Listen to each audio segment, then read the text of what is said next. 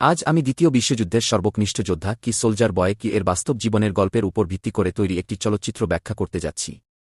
স্পজলার সতর্কতা। সতর্ক থাকুন এবং যত্ন নিন। চলচ্চিত্রটি রাশিয়ায় শুরু হয়, যেখানে একটি তিনজনের পরিবার নদীর ধারে বসে তাদের সময় উপভোগ করছে।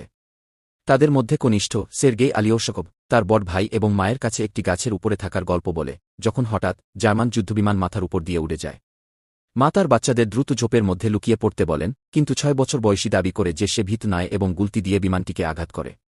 আশ্চর্যজনকভাবে সে বিমানটিকে আঘাত করতে এবং বিস্ফোরণ ঘটাতে সক্ষম হয়।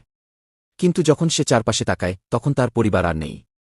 সের্গেই স্বপ্ন থেকে ভয় পেয়ে জেগে ওঠে এবং তার মাকে ডাকে। ঠিক তখনই কেউ তার দরজায় কড়া নাড়ে। সে তার মা ভেবে দরজার দিকে ছুটে যায়, কিন্তু একজন প্রতিবেশী মহিলা আতঙ্কিত হয়ে ভিতরে আসে।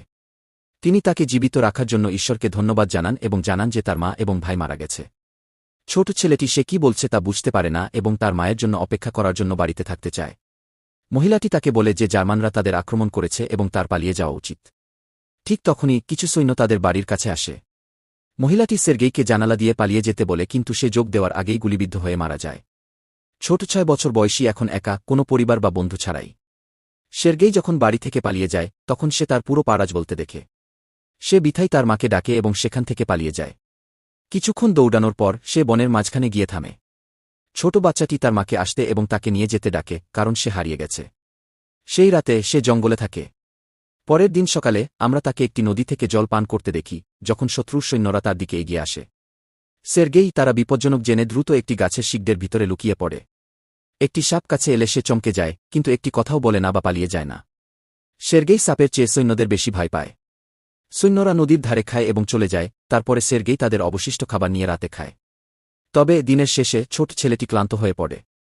সে 2 দিন ধরে ঠিকমতো খাবার খায়নি এবং কোনো গন্তব্য ছাড়াই হাঁটছে। সে খুঁড়িয়ে পড়ে যায়, কিন্তু হাঁটা থামায় না। পথে যেতে যেতে সে বুনো বেরি দেখে এবং সেগুলো খায়, কিন্তু ঠিক তখনই তার পিছনে একটি বিস্ফোরণ ঘটে, যা তাকে চমকে দেয়। ছেলেটি মাথা ঘোরাতে শুরু করে এবং তার পিছনে কেউ আসছে বলে বিভ্রম দেখতে শুরু করে। তবে এমন পরিস্থিতিতেও সে সাহসী হয়ে দাঁড়ায় এবং ব্যক্তিকে বলে যে তার কাছে একটি রাইফেল আছে এবং সে ভীত নয়। সে খুঁড়িয়ে সামনের দিকে এগিয়ে যায়, কিন্তু কিছুক্ষণ পর অজ্ঞান হয়ে পড়ে। যখন সে ঘুমাচ্ছিল, তখন 2 জন সৈন্য তার কাছে আসে। দৃশ্যটি রুশ সেনা ঘাঁটিতে চলে যায়, যেখানে কমান্ডার কুজনেৎসভ তার টহল সৈন্যদের জন্য অপেক্ষা করছেন। তারা আহত এবং দুর্বল ছোট ছেলেটিকে নিয়ে আসে। সৈন্যরা যখন দাবি করে যে তারা তার পক্ষে, তখন ছোট ছেলেটি মুখ খোলে এবং নিজের পরিচয় দেয়। কমান্ডার যখন বাচ্চাটির সাথে হাত মেলায়, তখন সৈন্যরা হাসে এবং তাকেও নিজের পরিচয় দিতে বলে। সৈন্যরা ছোট বাচ্চাটির প্রতি স্নেহ অনুভব করে এবং তাকে ঘিরে ধরে। তারা তাকে জল পান করায় এবং খাবার খাওয়ায়।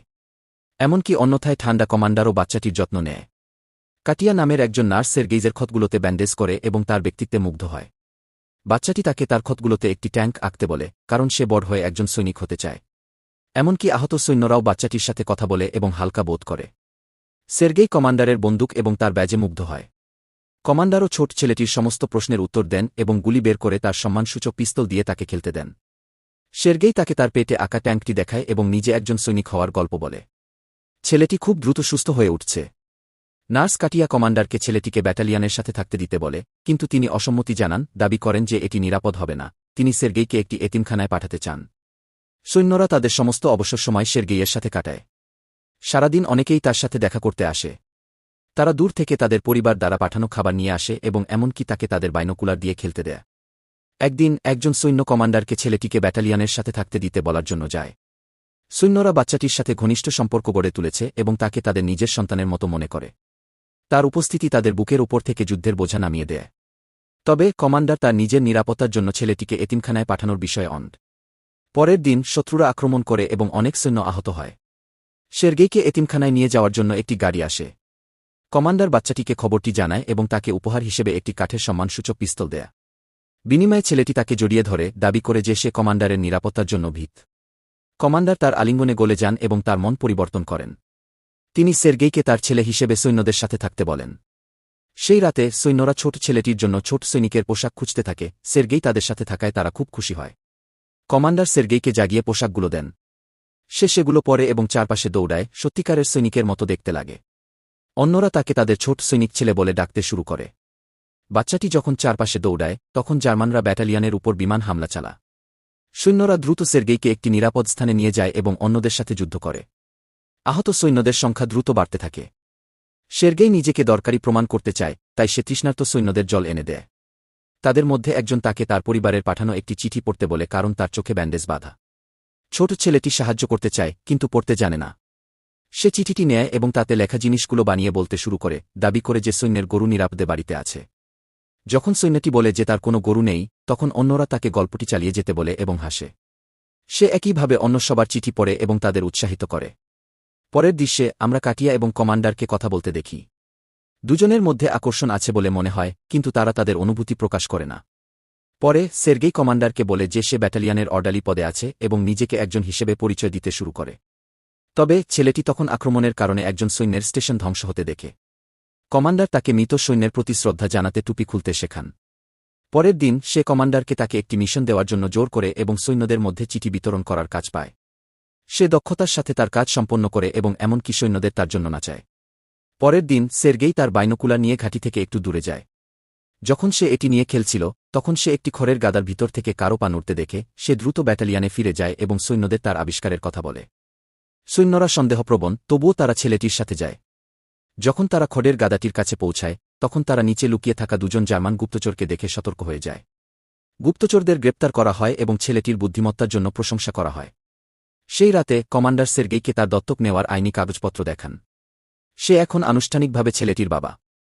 সের্গেই কাটিয়ার প্রতি কমান্ডারের অনুভূতি জানে, তাই তার দয়ার প্রতিদান হিসেবে সে তাকে তার কাছে স্বীকারোক্তি দিতে নিয়ে যায়। কিন্তু তারা দুজনে তাকে অন্য একজন পুরুষের সাথে কথা বলতে দেখে এবং ভুলভাবে ধরে নেয় যে সে অন্য কারো প্রতি আগ্রহী। ঘাঁটিটি আবার জার্মানদের দ্বারা আক্রান্ত হয়।